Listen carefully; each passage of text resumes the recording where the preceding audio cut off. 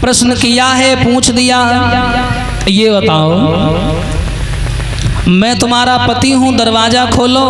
मैं जंगल में शिकार खेलने गया था, लौट करके आया तो सुरची ने दरवाजा नहीं खोला, तो मैंने सोचा लाओ तुमसे मिलने, इसलिए तुम्हारे पास आए हैं। सुनीति बोली नहीं, मैं बहुत बड़ी पतिव्रता नारी हूँ, मैं अपने पति के अलावा किसी और का चेहरा भी नहीं देखना चाहती।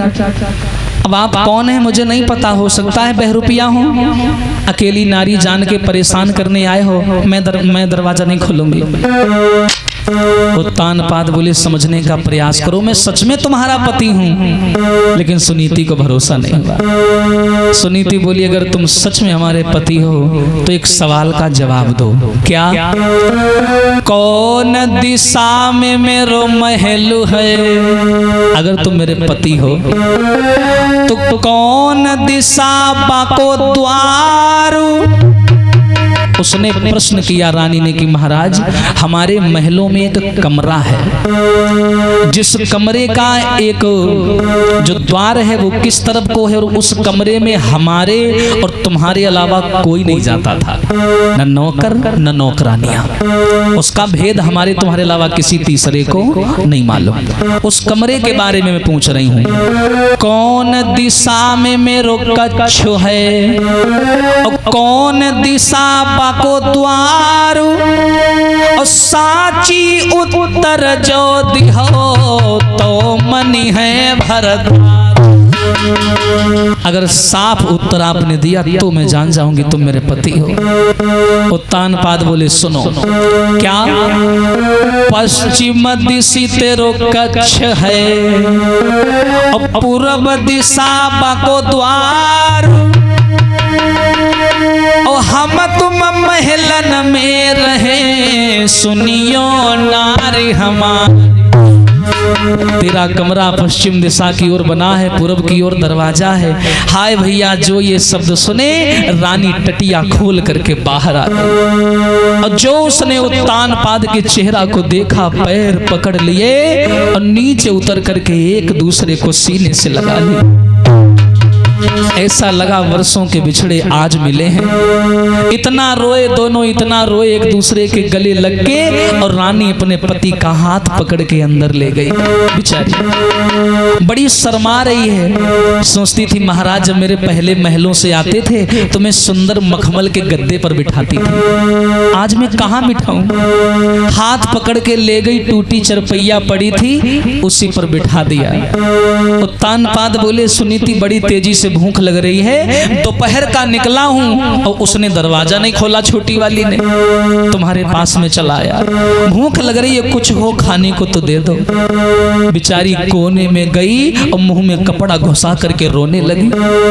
बोली परमात्मा आज मेरा ऐसा दिन है, एक दिन था मेरा पति बाहर से आता था, मैं मनमाना भोजन बना के ले जाती थी, आज एक साड़ी के खूंट में जौ की रोटी का टुकड़ा बंधा हुआ था। बेचारी हाथ कांप रहे थे, उस टुकड़े को निकाला और उत्तानपाद के सामने ले गए। लो महाराज यही मैं खाती हूँ, यही मेरे पास है। और भैया एक बात याद रखना, जब आदमी को भूख लगती है, नींद न जाने टूटी खाट और भूख न जाने जूठा भात। जब आदमी को भूख लगती तो ये नहीं दिखाई देता सामने क्या है। उत्तानपाद ने जौ की रोटी का टुकड़ा लिया और जैसे मुंह में डाला वो गले में फंस गया, उल्टी हो गई, बाहर निकल आया, नहीं खा पाए उत्तानपाद। उत्तानपाद बोले तुम इतने दिन से कैसे खा रही हो? दुखिया बोली मेरी तो आदत पड़ गई है महाराज। अब तो भैया सारी रात उत्तानपाद वहां रहे और देव ऋषि नारद के आशीर्वाद से आज मैया सुनीति ने गर्भ को धारण किया। बोलिए सच्चिदानंद भगवान की। जो सवेरा हुआ, अब तो ये रात भर के थके हारे सो गए वही झोपड़ी में, और उधर सवेरा हुआ, महलों में घड़ियाले ने घंटे में टन की चोट मारी तो वो आवाज सीधे राजा के कान में पड़ी जो खेत में झोपड़ी में सो रहे थे। कान में आवाज पड़ी, उत्तानपाद ने आंखें खोली, देखा हम जंगल में पड़े। बोले हाय दैया अब मरी गई, वह नहीं जिंदा छोड़ी हमका। अब ये तुरंत निकले और घोड़ा पे बैठे बैठे और जैसे ही जाने का प्रयास किया सुनीति ने पांव पकड़ लिया। कहाँ जा रहे हो? अभी रुक जाओ, इतने दिन बाद मिले हो। उत्तानपाद बोले पैर छोड़। अरे वो जग गई होगी, जिंदा नहीं छोड़ेगी मुझे। हाँ, वो मेरा इंतजार कर रही होगी। सुनीति बोली नहीं कि जरा देर ठहरो तो फिर क्या नहीं है, क्योंकि अभी मैंने जी भर के देखा नहीं, क्योंकि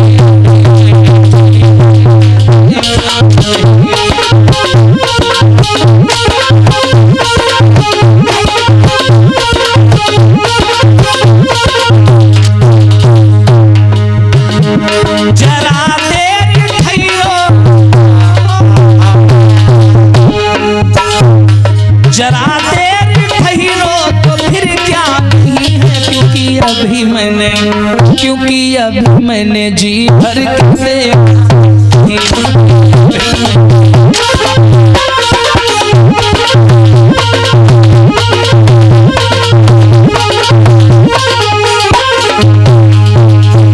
सुनीति बोली महाराज थोड़ी देर और रुक जाओ। उत्तानपाद ने एक बात नहीं सुनी, इतनी तेजी घोड़ा दौड़ाया और महलों में आए। अब यही 24 घंटे बेचारे हालत खराब थी इनकी। अव्वा बाह समेटे नवक की ठाढ़ी दुआरे ले हाथ समझावन लाल। खड़ी दरवाजे पर उत्तानपाद पहुंचे और जो उत्तानपाद ने उसे देखा बोले अरे बाप रे, या तो दुआरे है ठाढ़ी। हाँ, एकदम सुरुचि ने आवाज लगाई खड़े हो जाइए वहीं पर। कहाँ गए थे?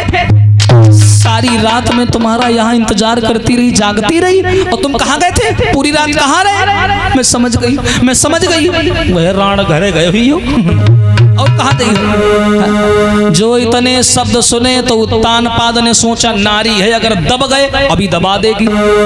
तुरंत सीना तान के आगे बढ़े और बोले सुन, सारी रात दरवाजे पर मैं खड़ा चिल्लाता रहा, तूने दरवाजा नहीं खोला। सारी रात में सोया नहीं तो आंखें मेरी नहीं लाल होंगी क्या तेरी लाल होंगी? सारी रात में भूख प्यास से व्याकुल रहा, शरीर मेरा नहीं कमजोर दिखेगा तो क्या तेरा कमजोर दिखेगा? सारी रात मैंने पानी नहीं पिया तो होंठ मेरे नहीं सूखेंगे क्या तेरे सूखेंगे?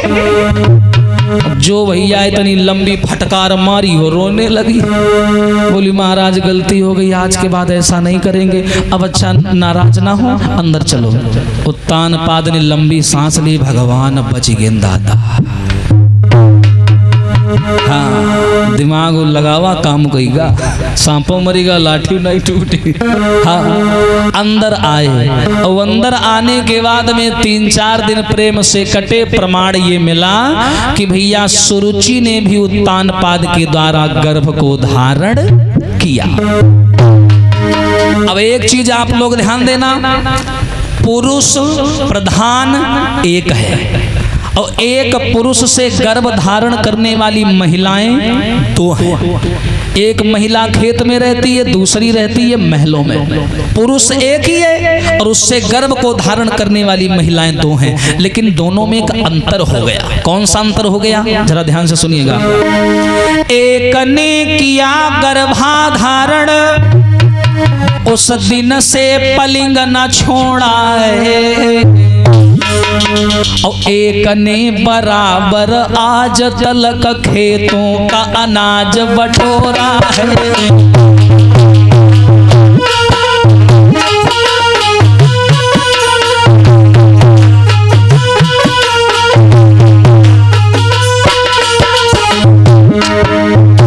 याद रखना भैया, रानी सुरुचि जो महलों में रह रही है वो भी गर्भवती, और जो जंगल में रह रही है वो भी गर्भवती। पुरुष एक है लेकिन दोनों रानियों में एक अंतर हो गया। क्या? एक रानी की सेवा हो रही है जो महलों में है, और दूसरी पेट में बच्चा पल रहा है, फिर भी खेत में जाती है, जौ बीन कल के लाती है, तब उसे खाने को रोटी मिलती है। जो महलों में रह रही है उसकी सेवा हो रही, कोई दासी हाथ दबा रही, कोई दासी पैर दबा रही, कोई दासी सर दबा रही, किसी दासी को जगह नहीं मिल रही तो दासी दासी को दबा रही, इतनी सेवा हो रही। एक ने किया गर्भाधारण, उस दिन से पलिंग न छोड़ा है।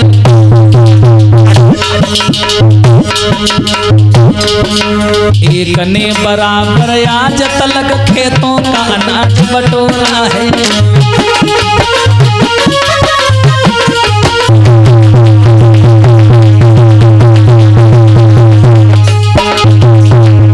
याद रखना समाज के लोगों, एक रानी बिचारी जंगल में है, पेट में बच्चा पल रहा है, दुख सहती है, पीड़ा सहती, उप तक नहीं करती है। लोग उसे ताना देते, एक लोटा पानी पूछने वाला नहीं है और एक की महलों में सेवा हो रही है। लेकिन याद रखना, बिना संघर्ष के दुनिया में कोई महान नहीं होता। हजारों छेनी हथौड़े की चोट खाता है एक पत्थर, ऐसे कोई पत्थर भगवान नहीं होता। आज वो जंगल में रह रही है, सने सने समय बीतता गया। आज 9 महीना पूरे हुए। आज जंगल में तेजस्वी महान दुर्भावनाओं को मिटाने वाला तेजस्वी बालक अटल अपनी प्रतिज्ञाओं पर बेटा ध्रुव ने आकर के जन्म लिया। बोलिए कन्हैया लाल की। और जैसे भैया बेटा पैदा हुआ, हाय, बेटा को उड़ाने के लिए कपड़ा नहीं था माताओं, मैया ने पत्तों पर डाल दिया बच्चे को। अपनी साड़ी से आधी साड़ी को फाड़ा, उसमें अपने बेटा को लपेटा।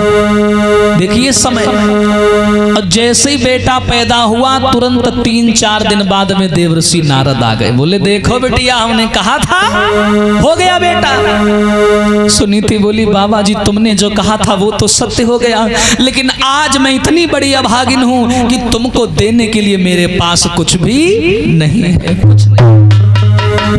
अब बाबा जी आ ही गए हो तो मेरे बच्चे का नाम रख दो।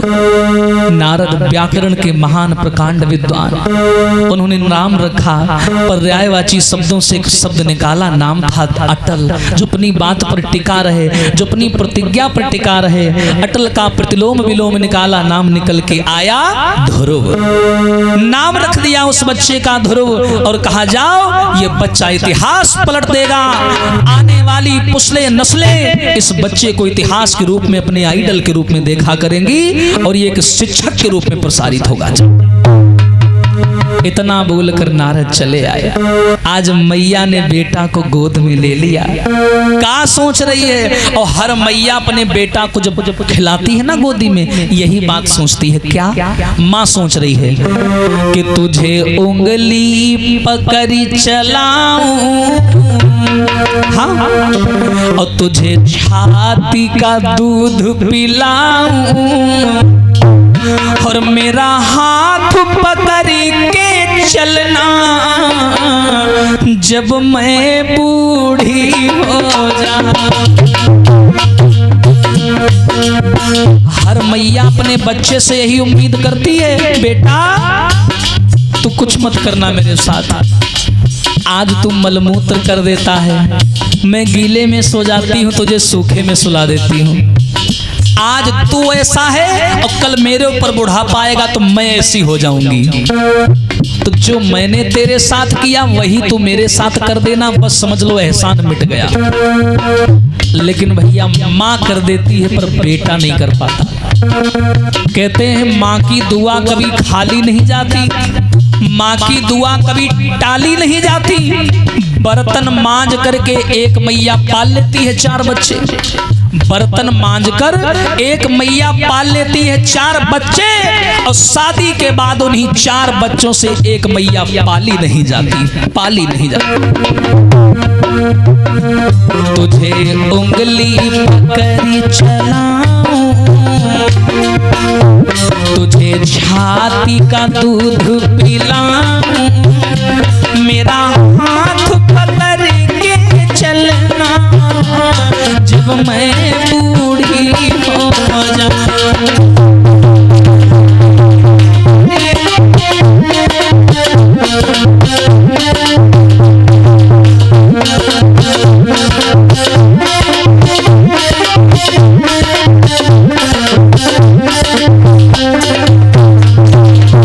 और देखो माँ क्या कहती है, चाहे बेटा काला हो और चाहे कुरूप हो, हर बेटा अपनी मैया के लिए हीरो होता है। क्या बोली है माँ? तुझे सूरज कहूँ या चंदा, तुझे दीप कहूँ या तारा, मेरा नाम करेगा रोशन जग में मेरा ताज दुला, मेरा नाम करेगा रोशन जग में मेरा ताज।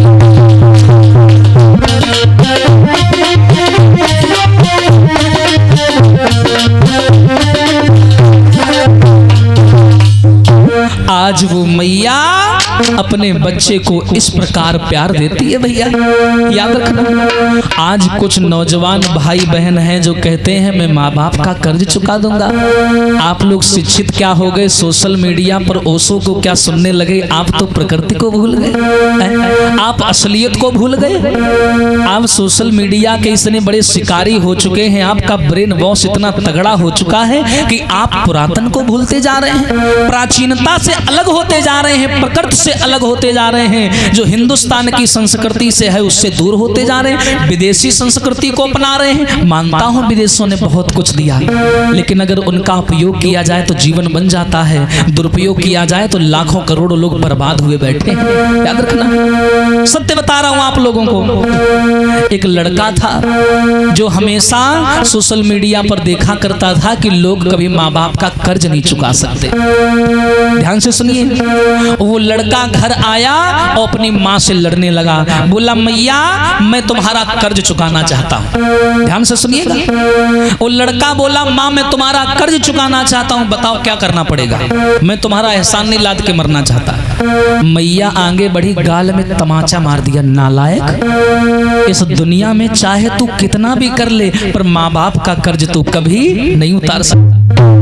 वो लड़का चिल्ला के बोला अरे मैं उतारना चाहता हूं। मैंने बोला ना तुम बताओ मुझे करना क्या पड़ेगा, मैं करूंगा और मैं तुम्हारा कर्ज चुका के रहूंगा। माँ बोली ऐसी बात है तो कुछ मत कर बेटा, एक रात मेरे साथ सो जा बस, और कुछ मत करना मेरे लाल, एक रात मेरे साथ में बिता ले, मैं जान जाऊंगी तू मेरा कर्ज चुका सकता है। लड़का बोला बस इतनी सी बात है, चलो ठीक है। शाम हुई, मैया बूढ़ी थी, लेट गई। दो चटाई बिछा दी जमीन में, एक पर बेटा लेट गया और दूसरे पर मैया लेट गई। और जैसे लड़का लेटा, 12-1 जब आधी रात के बजे लड़के को गहरी नींद आने लगी तो मैया ने जगा दिया, बेटा थोड़ा चले जाओ, वो मेरी खांसी की दवाई रखी उठा लाओ। लड़का गया, दवाई लाया, माँ ने दवाई पी, और जैसे लड़का सोने चला मैया ने फिर जगा दिया, बेटा वो थोड़ा पानी ले आओ, प्यास लग रही है बहुत तेज। लड़का गया, पानी ले आया, मैया ने पानी पिया, और जैसे लड़का फिर सोने चला मैया ने फिर जगा दिया, बेटा वो ऐसा कर, थोड़ी सर्दी लग रही है, मेरी अंदर से शॉल उठा ला। और जो इतनी बात माँ ने कही, लड़का गुस्से में आ गया, अरे मैया तुम पागल हो गई हो क्या, तब से काम पे काम बताए जा रही हो, अरे एक ही बार में मंगा लो जो मंगाना है, बार बार चिल्ला रही हो। जो लड़के ने इतनी जोर से चिल्लाया तो माँ ने आगे बढ़ के तमाचा मारा, नीच तू माँ का कर्ज चुकाएगा, 3 ही बार में तू हार गया और तू माँ का कर्ज चुकाएगा। अरे विचार कर, जब तू छोटा था मेरी गोद में था, रात में 50 बार मुझे जगाता था, 1000 बार मुझे जगाता था, कहीं मल कर देता, कहीं मूत्र कर देता, कहीं रोता, कहीं चिल्लाता। मैंने तो तुझे कभी नहीं मारा, मैंने तो तब कभी तेरे ऊपर नहीं चिल्लाई, और केवल मैंने 3 बार तुझे जगाया और तू चिल्लाने लगा। और मैं तो सारी रात तेरे चक्कर में जाग जाती थी और सवेरे फिर तुझे सीने से लगा लेती थी, तुझे सूखे में सुलाती, पूरी रात गीले में सोई रहती, और तू बड़ा आया माँ का कर्ज चुकाने वाला। इसलिए याद रखना समाज के लोगों, हर बात को भूलो भले, माँ बाप को मत भूलना।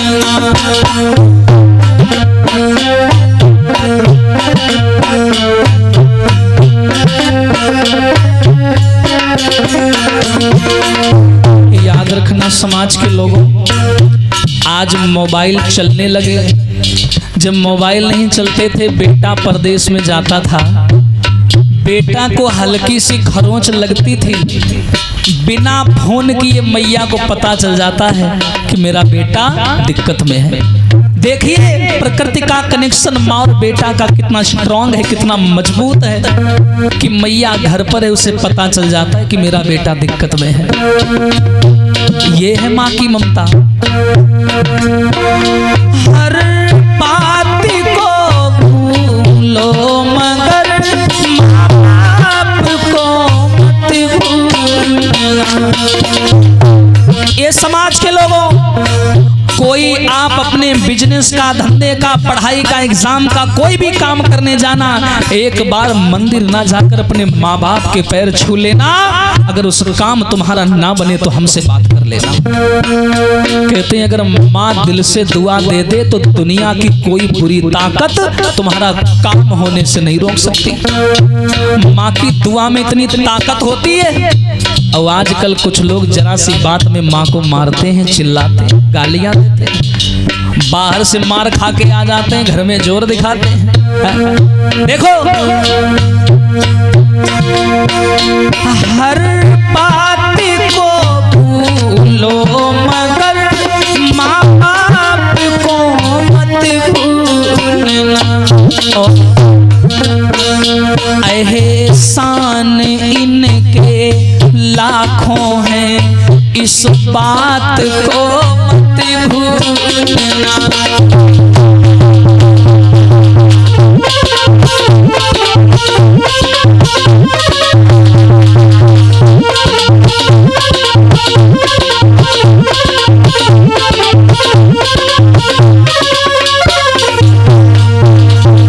याद रखना मेरे साथियों, आ जाइए चर्चा में। जब मैया सुनीति के आंगन में बेटा हुआ, 5